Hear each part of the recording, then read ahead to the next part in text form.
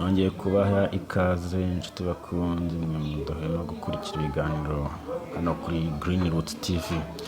Amakuru yandi y'imyidagaduro rero buriya ngo ni uko Bruce Melody yaba yarakuwe mu ndirimbo kuba umugabo ya Zizou Alpacino.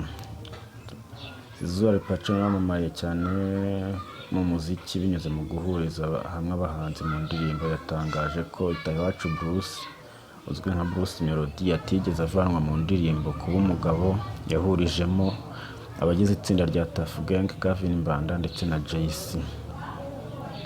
Yabigarutseho mu kiganiro cyihariye yagiranye n'Inyarwanda ni nyuma y'uko asohoye amashusho y'iyi ndirimbo mu ijoro ryo kuri wa kabiri tariki ya 3 Ukuboza 2024 yahurijemo abo bahanzi nyuma y'igihe cyari gishize ayikora. Iyi mu ndirimbo zigize alubumu ye nshya yaririmbyeho abahanzi bashya ndetse n'abandi bagiye bakorana mu bihe bitandukanye mu mushinga wo gushyira itafari rye ku muziki w'u Rwanda no kwerekana abahanzi bo gushyigikirwa. Indirimbo igiye hanze mu gihe ku mbuga nkoranyambaga hamaze iminsi hasakara amakuru avuga ko Bruce Melody yakuwe muri iyi ndirimbo kuba umugabo agasimbuzwa umuhanzi Kevin Mbanda ari nawe uririmba inyikirizo y'iyi ndirimbo. Kuba umugabo ibaye imwe mu ndirimbo bamwe mu bakunzi ba hip hop bari bategereje cyane, ahanini biturutse mu kuba muri uyu mwaka abaraperi baragaragaje ko bashaka kumara inyota abakunzi b'ibihangano byabo.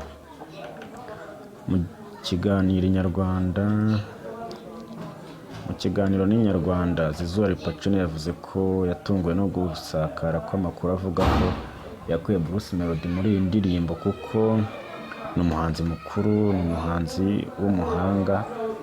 Ntabwo ntekereza ko ari ibintu byagera kuri urwo rwego, kandi ikindi Bruce Melody ntekereza ko twagiye dukorana imishinga myinshi. Icya mbere navuga ko nuko atari byo.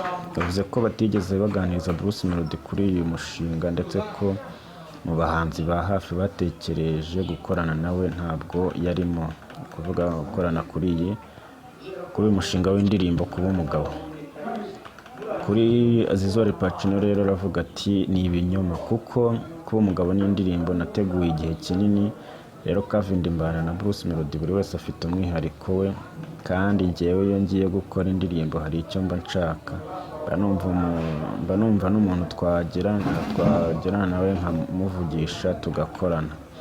Zizou yavuze ko izindi mpinduka zagiye ziba mu ikorwa ry'iyi ndirimbo ntaho zihuriye na Bruce Melody. Uyu mugabo avuga ko iyi ndirimbo iri mu zigize alubumu ye yise Success from Suffering, iriho indirimbo zihuje abahanzi bo mu kiragano gishya mu muziki n'abamaze igihe kinini mu muziki. Yavuze ko yabitekerejeho kugira ngo bahuze imbaraga z'aba bose duhe ibyishimo abafana bacu kandi bakwiye. Kuri we avuga ko buri indirimbo yose iri kuri alubumu igizwe n'inkuru yihariye kandi habayeho kwiyambaza abantu benshi mu ikorwa ryayo. Zizou yavuze ko atekereza gukora iyi ndirimbo yifuzaga ko izaba yubakiye ku njyana hip hop na rap, ariko kandi avuga ko atekerezaga gukora iyi ndirimbo Tuff Gang ntiyahise iza hafi, ahubwo atekereje bwa mbere Fireman yongeraho Bull Dogg. Ni mu gihe P-Fla yaje mu bantu biza kurangira rero Tuff Gang yuzuye. Yavuze ko aba baraperi yabahisemo ahanini bitewe n'uko buri wese afite umwihariko we, rero ntiwatekereza hip hop udatekereje aba bagabo.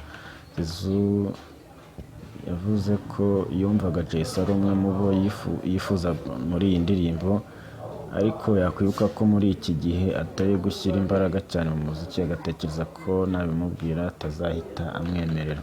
Ariko kandi avuga ko yatunguwe n'uburyo Jay-C ese yakira neza ubusabe bwe, ati turi gufashanya kugira ngo tubashe gukora ibintu byiza. Zizou yatangaje ko Bruce Melody atigeze amukura muri iyi ndirimbo kuko mu bahanzi batekerejwe atarimo. Murakoze cyane rero, ngira ngo amakuru yavugwaga yuko Bruce Melody yaba yarakuwe mu ndirimbo kuba umugabo atariyo, cyane ko Zizou Alpacino nyiri iyi ndirimbo, nyiri uyu mushinga we abyitangariza, akavuga yuko atigeze atekereza kuba yashyira Bruce Melody muri iyi ndirimbo, ahubwo yari yifashishije Calvin Band. Ngira ngo rero mwakomeza kureba iyo ndirimbo kuba umugabo Zizou Alpacino ari kumwe n'abaraperi ndetse na Calvin Band. Ciao, mwakoze cyane. Hano ni kuri Green Roots TV, ndagushishikariza gukora subscribe kugira ngo ujye ubona update ku makuru agiye atandukanye menshi cyane kandi yizewe.